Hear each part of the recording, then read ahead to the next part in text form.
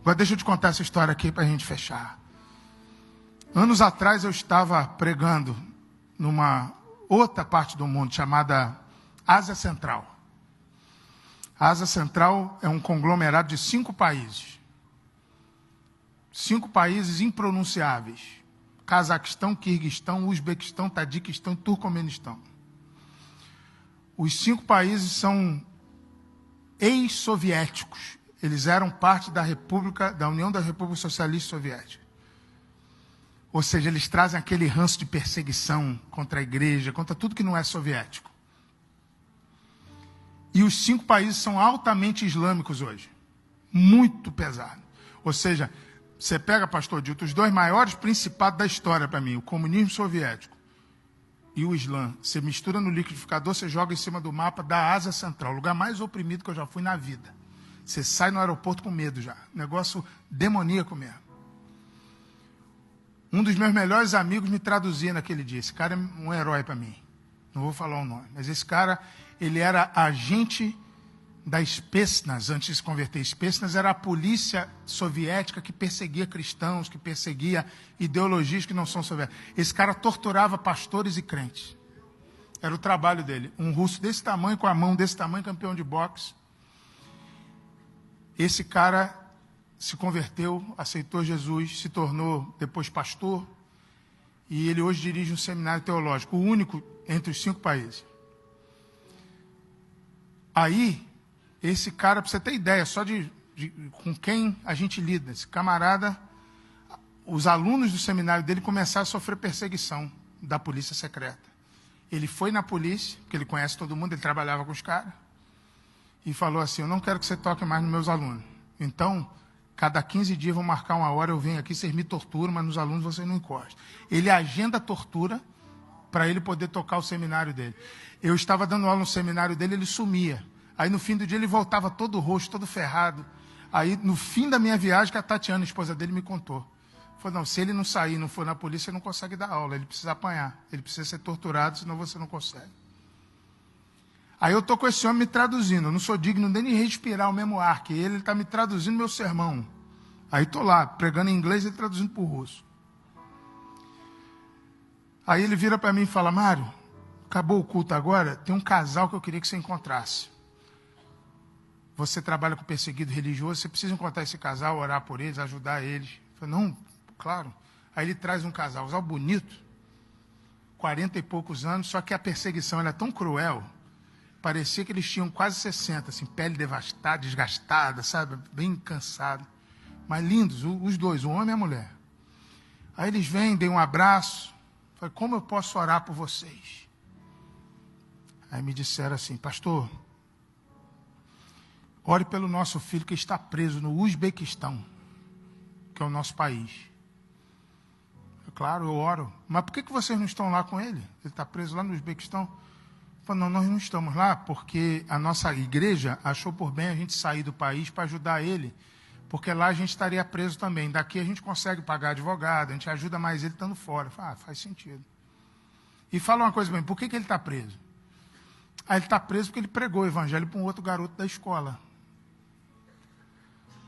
Aí eu falei assim: escola? Quantos anos tem o garoto? Ele falou: 16 anos, pastor. Peraí, então ele não está preso, deve ser uma FEBEM, né? Um centro de detenção de menores, alguma coisa. Não, nosso país não tem isso aí não, pastor.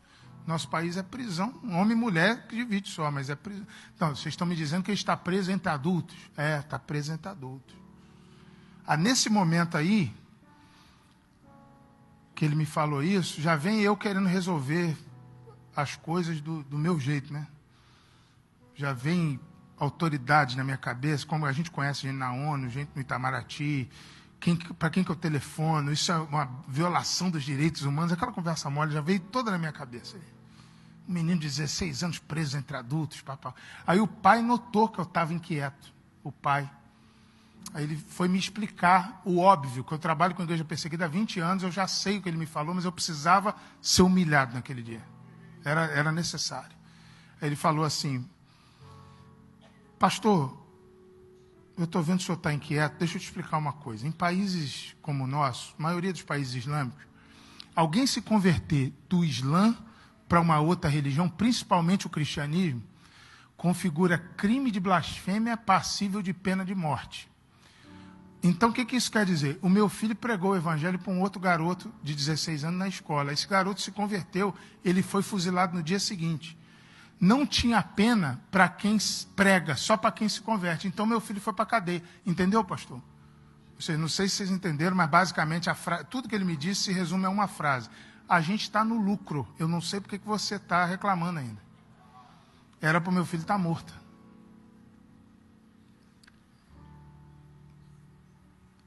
Aí eu fiquei transtornado. Falei assim, quanto tempo tem que ele está preso? Foi 11 meses, pastor. Nessa hora, irmãos, aconteceu um negócio trágico na conversa. Pelo menos no meu ponto de vista. Porque o pai estava falando e a mãe estava de cabeça baixa.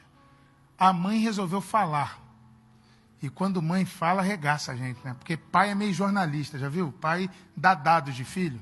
Meu filho joga bola, meu filho fala inglês, meu filho está preso. Mãe tem coração. Aí a mãe tá olhando para baixo, assim. Aí essa mãe levanta o olho, tem uma lagriminha nela, assim. E o pai tinha falado que ele estava preso há 11 meses. Ela fala assim, ele é torturado todos os dias, pastor. Aí eu falei, como que ele é torturado? Como que eles fazem a tortura?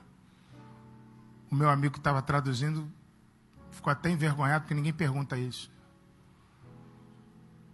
Aí ela falou, ele é torturado com agulha debaixo da unha todos os dias.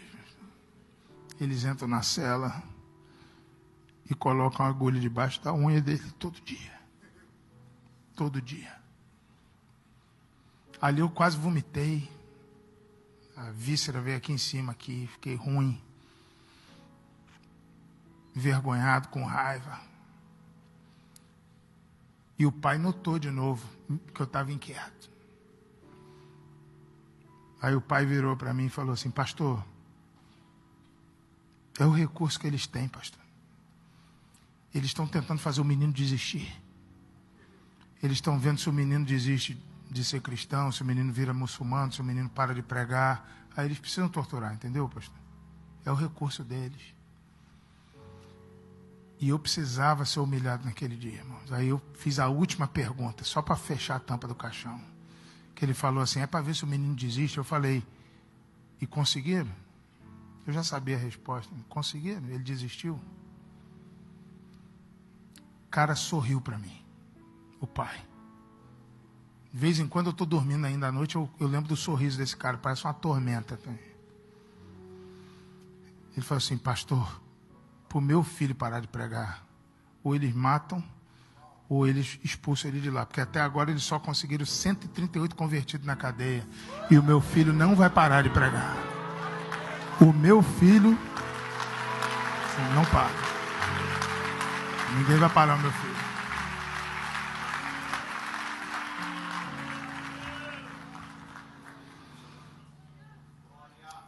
No meu coração, irmãos,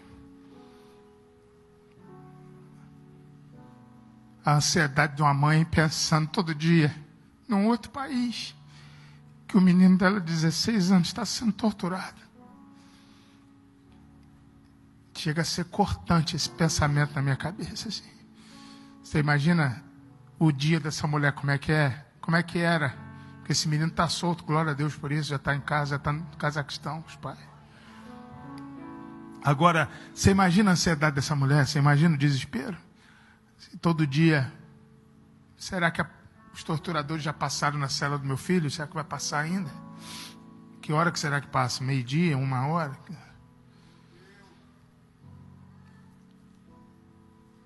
Mas não, eles decidiram fazer uma troca.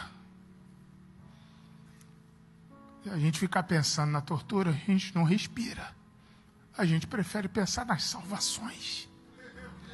A gente prefere pensar que Deus não nos deu um filho, Ele deu um missionário para entrar lá dentro do inferno e tirar a gente de lá.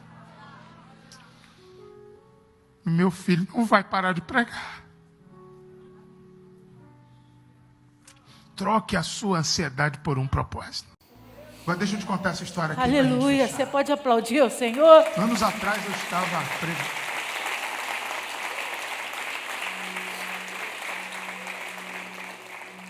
Sabe o que é mais triste? nós temos tudo.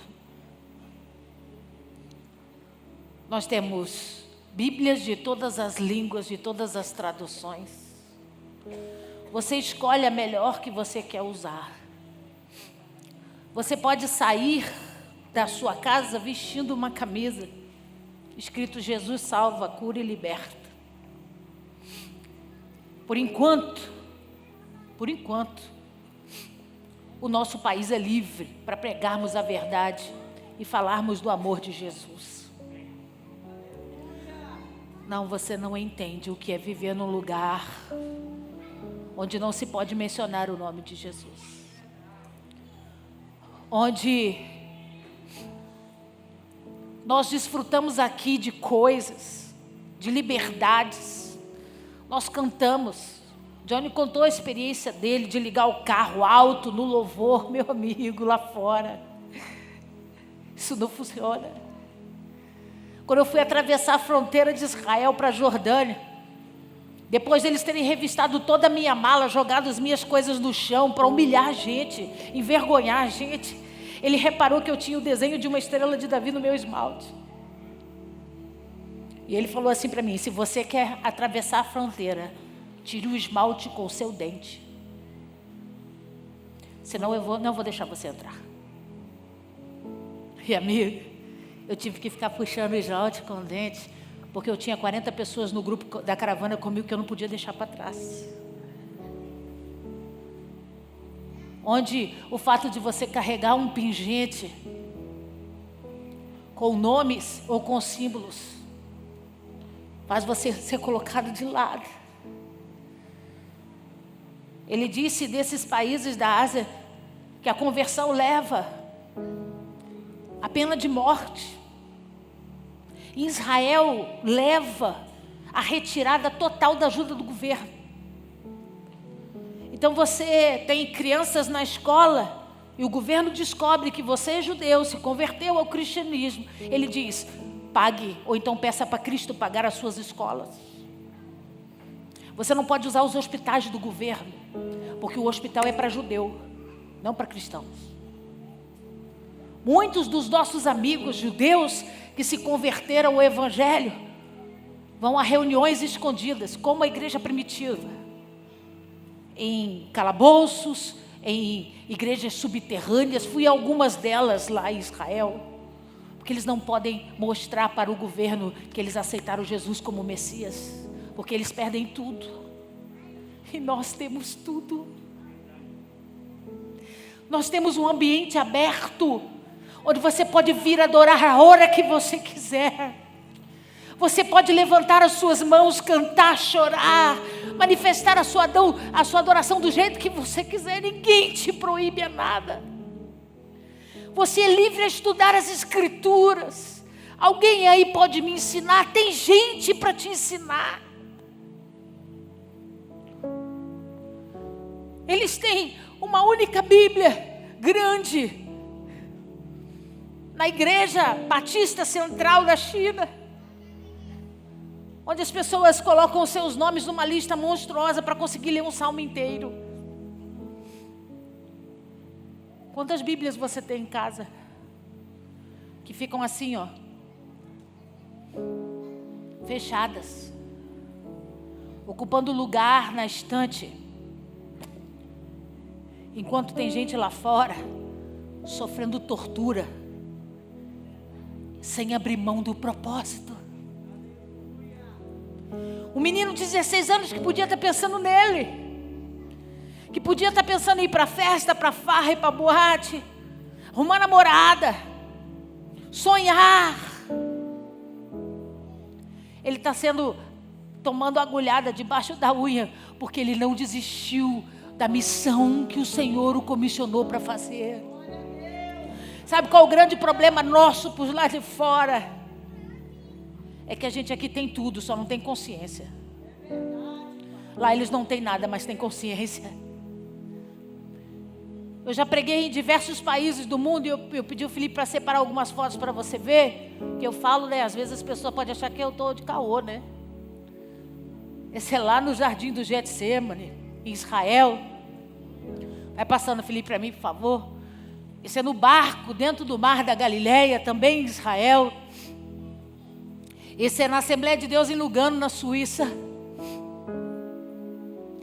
Catedral Revival em Londres. O culto à noite, preguei de manhã e preguei no culto à noite também, na Catedral de Londres. Terceiro culto também em Londres.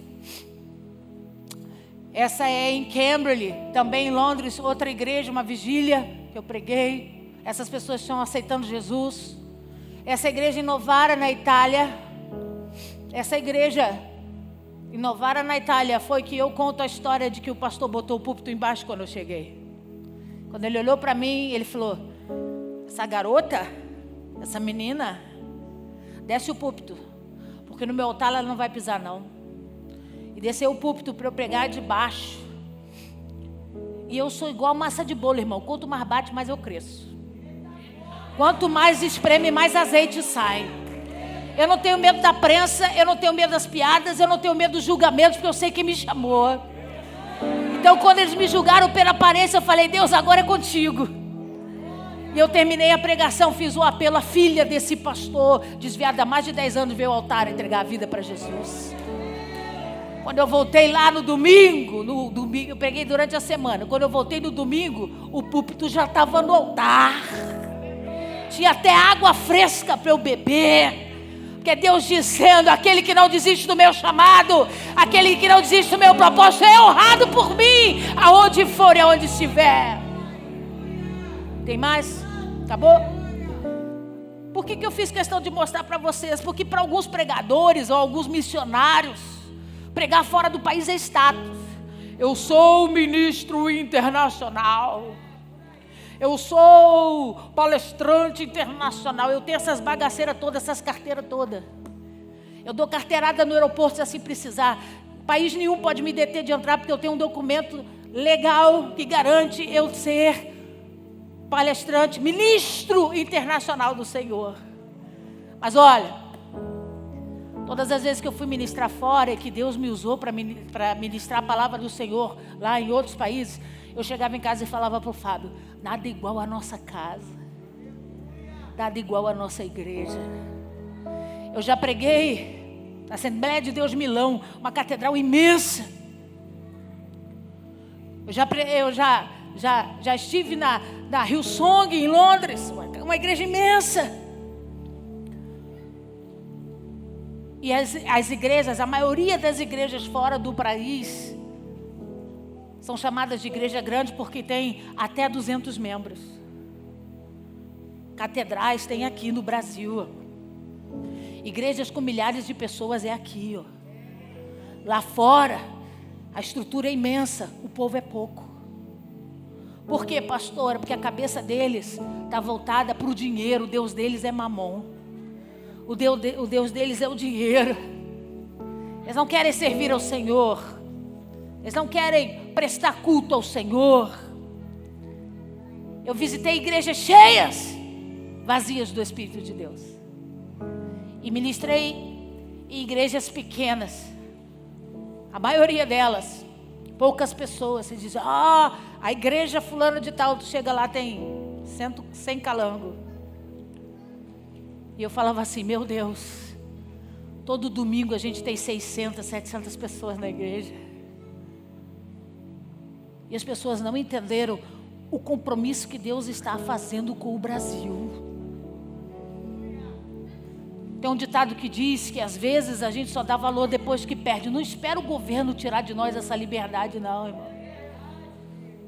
Não espera as leis mudarem e a gente ser proibido de pregar o evangelho com liberdade, para você sentir falta do tempo que você podia vir falar, ministrar, cantar, dançar. Coisas que eles passam lá, nessas outras nações, restritas, com tanta dificuldade. Pastora, de tudo que a senhora experimentou nesse campo missionário, o que a senhora aprendeu? Muito. Eu aprendi ingratidão com a América. Eu aprendi a observar o quanto o dinheiro comanda a cabeça das pessoas na América, na Europa. Mas aprendi uma palavrinha chamada gratidão na África. Eu fiquei constrangida. Fiquei o tempo todo de óculos escuros, porque eu estava com o olho mais inchado do que parecia que eu estava com conjuntivite. Para não passar vergonha. Quando nós chegamos para ajudá-los com cestas básicas. E aquela multidão não parava de subir, Eu olhei para a cara dos nossos obreiros e falei assim, as cestas que nós trouxemos não vai dar nem para o cheiro. Aí falou, pastora, nós vamos entregar as que a gente tem. Não dá para fazer mais do que isso. E aí nós começamos a observar que o povo que recebia a cesta não ia embora, sentava no chão. Com a cesta dele. Toda a cesta, completa. As famílias sentavam no chão. E eu falei, e o resto do povo subiu no monte. Eu falei, gente, por que não vão embora? Mete o pé em nome de Jesus, que vai dar briga esse negócio. A gente briga por causa de saco de Corme Damião. Falei, vai dar briga esse negócio aqui. E olhava para as famílias sentadas no chão. Falei, meu Deus do céu, mete o pé que vão roubar o teu arroz. Quando as cestas acabaram, e nós distribuímos todas as caixas de biscoito para as crianças, ninguém foi embora. E aí nós começamos a pedir desculpa. Desculpa, não temos mais. Desculpa, nós não temos mais. E eles, nosso pai não é padrasto. Nós temos um pai que nos abençoa. Nós temos um pai, o nosso Jesus é um pai que não nos deixa faltar nada. Eu falei, como é que nós vamos resolver isso? Não precisamos fazer nada. Eles começaram a rasgar as sacolas. E eles levantavam e se organizavam. Tem 2 feijão? Dá um aí. Da sua cesta me dá um arroz. Me dá um leite aí. E eles começaram a dividir as cestas entre eles. Ninguém saiu sem um saco de biscoito. O cara tinha uma cesta inteira só para a família dele. E ele foi embora com um pacote de biscoito e 1 quilo de arroz. Com um sorriso aqui, ó. Com uma alegria. E eu olhava para a cara do pastor João e da pastora Márcia e eu dizia assim, meu Deus, onde nós estamos? Não precisa ir longe, a gente vai na cidade de Deus ajudar. Você chega com um sanduíche ou com a coisa e ele diz, só tem isso aí, tia? Não tem um dinheiro aí não para dar para gente? Mas você não está com fome? Estou com fome. Mas não tem outro negócio aí para dar não? Que nunca é o suficiente. Mas é essa marca de macarrão? É esse arroz que vocês estão dando? O cara está ganhando de graça. Mas reclama. Porque é cultural, está aqui na nossa raiz. A gente tem tudo e não dá valor a nada. A gente tem tudo e não dá valor a nada.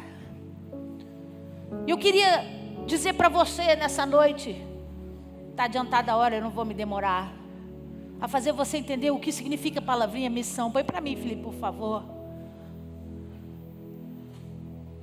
Missão significa tarefa que deve ser feita por alguém a mando de outra pessoa, encargo, incumbência, cumprir uma missão. Conjunto das pessoas que receberam essa tarefa, o encargo, aquilo que se deve fazer, cumprir, obrigação. Existe uma lei que o Senhor instituiu como missão para ser realizada, para que eu e você venhamos a cumprir sobre a terra. Põe Felipe para mim. Essa é irrevogável. Ele não disse, se você quiser, se você tiver disposição, se você tiver condições. Ele deu uma ordem para todos aqueles que entregaram suas vidas para Jesus. Quantos aqui entregaram suas vidas para Jesus? Então vira para esse irmão que está ao seu lado e diga, essa ordem é para você. Melhor, para ficar mais bonito, diga assim, essa missão é sua. Olha o que diz as escrituras na versão mais moderna de Marcos capítulo 16, verso 15. E disse-lhes, quem disse? Quem disse? Vão pelo mundo todo e pregue o evangelho a todas as pessoas. Essa é a missão que Ele deixou para mim e para você. Ele não disse para nós nos prepararmos para coisas grandes. Ele diz, eu coloco coisas grandes naqueles que são os fiéis, desde as coisas pequenas. Estabeleça fiel, cumprindo a minha missão. Abra a boca e diga. Sabe o que significa o evangelho? Boa nova. Diga para ele, tem vida assim depois da morte. É só você escolher o caminho certo. Jesus pode mudar a história da sua vida. Jesus tem condição de preencher o vazio que existe em você. Palavras que mudam destinos. Posicionamento que mudam histórias. Quem foi que pregou para você estar aqui hoje? Quem foi que falou de Jesus para você estar aqui hoje? Alguém debaixo de uma missão e obediente a essa missão fez o que o Senhor ordenou. É por isso que você e a sua casa está aqui hoje. Nós não podemos negligenciar isso. O menino de 16 anos estava sendo torturado, mas não abria mão de pregar.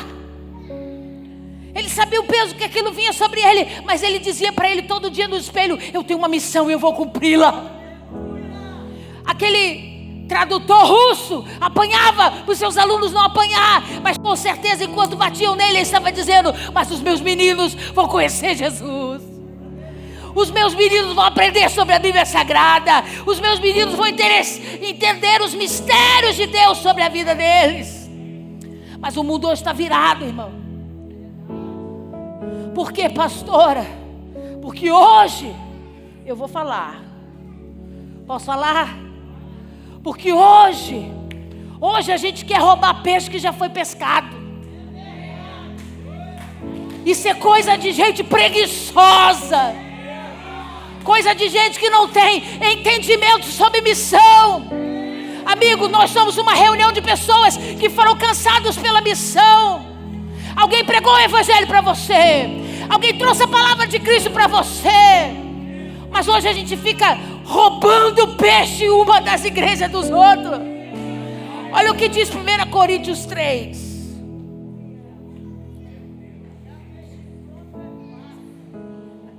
Coríntios 3.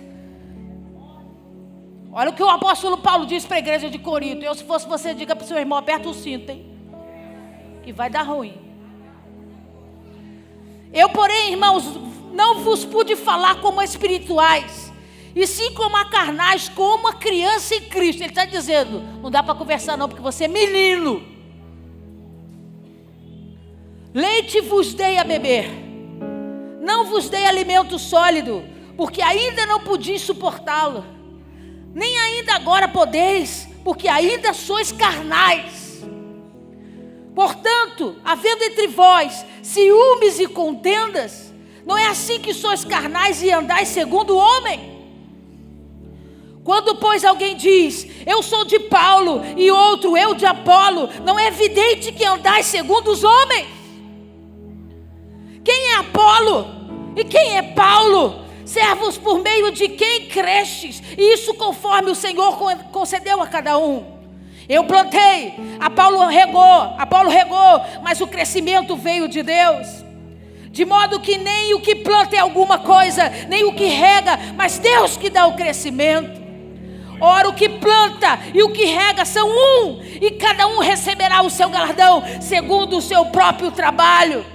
Porque de Deus somos cooperadores, lavoura de Deus, edifício de Deus sobre vós. O que o apóstolo Paulo está dizendo? A nossa missão é pregar o evangelho para quem não conhece. Igreja cheia de crente é reunião de gente. O propósito é cumprir a missão. E nós ficamos discutindo quem é de Apolo, quem é de Pedro, quem é de Paulo. Dividido. E os nossos irmãos estão sendo sacrificados do outro lado do mundo. Porque enquanto nós estamos discutindo aqui, o diabo está fazendo a festa lá. E quando o discurso começa, o Paulo falou: não dá para ter um discurso espiritual porque vocês são meninos, vocês discutem. Mas eu sou do Paulo, eu sou de Apolo. Ele diz: quem dera que você chegasse à maturidade de entender que nós não somos de ninguém, nós somos de Cristo.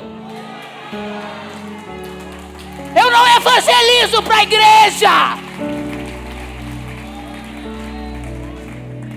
não ganham alma para a igreja, para encher esse lugar de gente. A gente ganha alma porque temos uma missão delegada pelo Senhor. Não, vamos fazer o evangelismo só aqui na rua, porque aí o povo que a gente falar vem para a igreja. Menino,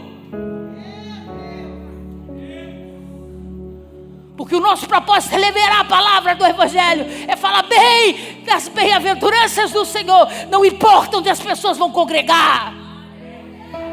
Não está feliz aqui, amigo? O que mais tem por aí é porta aberta. Mas deixa eu falar uma coisa para você. Aqui a prioridade é pregar o evangelho a toda criatura. Não é roubar a ovelha, não. Aqui o discurso é ir e alcançar gente que precisa de Jesus. Se eles vão entrar por essa porta, louvado seja Deus. Mas se não entrar aqui, vai para a Assembleia de Deus, vai para a Nova Vida, vai para a Metodista, vai para a Batista, vai para a igreja do Senhor Jesus.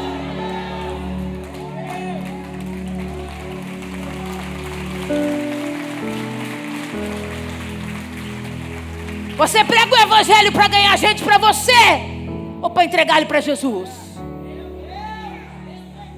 Que se você prega para você, desculpa. Não sou eu não, hein? Não fica olhando com cara feia para mim não, porque quem chamou você de menino foi o apóstolo Paulo. E ele tem um pouquinho de respaldo. Mas quando eu entendo que nenhum de vocês são ovelhas minhas, eu estou dando a glória para Jesus. Eu estou dizendo, estão aqui, fazem parte do rebanho que eu tenho a obrigação de cuidar, mas são todos seus. Todos seus. Porque a casa do meu pai tem muitas moradas. E quem sou eu para dizer a certa ou a errada? Todas são dele. E ele é que vai resolver a bagaceira delas. Mas qual que é o meu problema, pastora? O meu problema é parar de olhar para o homem e começar a fazer o chamado que Deus me chamou. Você parou de pregar, você parou de evangelizar, você parou de ganhar gente para Jesus porque a igreja tem problema. Deixa eu te dizer, o problema somos nós. O problema somos nós. E se eu não estiver aqui e o seu irmão não estiver aí, não tem igreja. Porque a igreja é feita de pessoas doentes, carentes da glória de Deus. Como é que a gente faz, pastora? Regaça a manga e abre a tua boca. Tem gente na tua casa, tem gente no teu trabalho, tem gente, teu vizinho, que precisa ouvir você falar de Jesus, não da catedral. A minha igreja é ótima. Não, a propaganda é errada. Que a igreja é falha, tem defeitos. Você tem que fazer propaganda de Cristo. Quando ele olhar para você e ver você vivendo a glória de Jesus, ele vai dizer, onde é a tua igreja? Aí você vai dizer, vai lá fazer uma visita. A prioridade não é a visita, a prioridade é ganhar almas. É ganhar as pessoas para Jesus. É falar do amor delas, é ajudá-las, é servi-las. Essa é a missão que Cristo delegou a nós. Se é difícil você cumprir isso, desculpa. Você quer a bênção da cruz, mas não a cruz. Você quer o propósito de tudo o que Cristo fez, não o entendimento do preço que Ele pagou. Nós estamos nesse culto de missão e era para ser leve. Era para ser alegre. Mas eu fico imaginando Deus olhando lá em cima, um monte de gente com passaporte carimbado para ir para tudo que é lugar pregar, de pinimbinha. Eu não vou fazer mais nada. Eles que lute. Eles quem, rapaz? Você está achando que o fato de você parar vai me prejudicar? Não vai não. Porque dentro da missão que Deus me deu, eu vou cumpri-la com você ou sem você. Seja responsável pela obra que Deus entregou na sua mão. Seja inteligente ao ponto de entender que Ele vai cobrar de você aquilo que Ele destinou para viver. Fique de pé no seu lugar.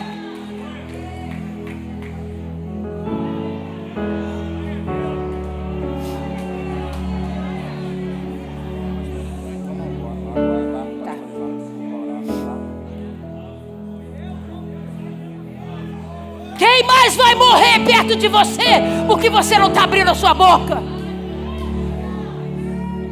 Quem mais vai para o inferno?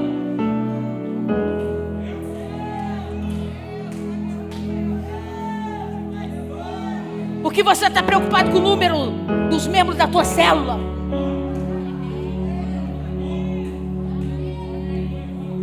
Amigo, se o crente não quer caminhar mais, tem ímpio sedento pela água viva.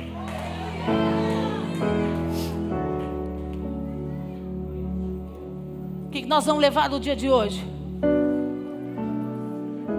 Eu tenho uma missão, você tem uma missão. Abra a tua boca. Mas eu não sei o que falar. É Jesus.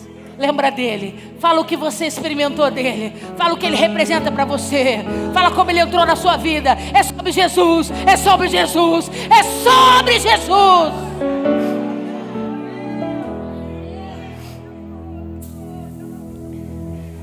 Eu fui humilhada. Eu fui envergonhada.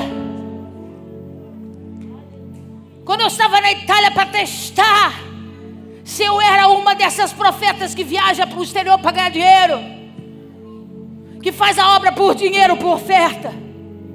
Eles me colocaram para dormir dentro de uma garagem que não tinha nem banheiro,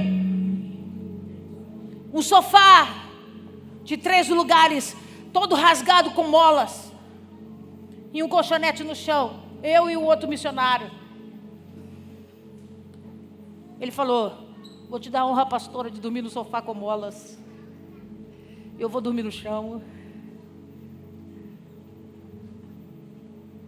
E eu falei para ele: por que eles estão fazendo isso? Ele falou assim: porque já veio um monte de gente pilantra, dizendo que é missionário, pregador do evangelho para arrancar dinheiro de igreja pequena. Então eles testam logo o orgulho, a vaidade do pregador. E nós dormimos lá por 3 noites.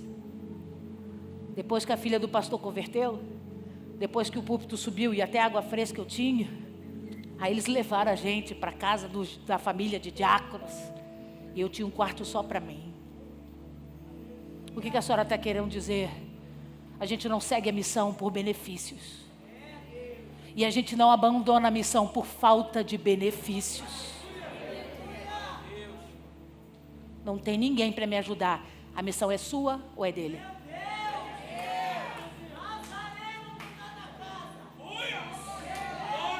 Mas toda vez que eu vou para orar, não tem ninguém para ir comigo. É com você ou é com ele? Mas então, eu não tenho boas referências a seu respeito. De mim você não precisa ter boas referências não, amigo. Nenhuma, aliás. Você tem que só ouvir a referência daquele que salvou a minha vida. Daquele que construiu e salvou a minha casa. Se você está preocupado com a sua reputação, talvez você não esteja pronto. Como Paulo disse à igreja de Corinto. Você tem que tomar leite ainda, porque só os maduros entendem que a perseguição faz parte, que as injúrias fazem parte, que as calúnias fazem parte. E nós estamos aqui para quê? Se não for para anunciar Cristo sobre a vida das pessoas.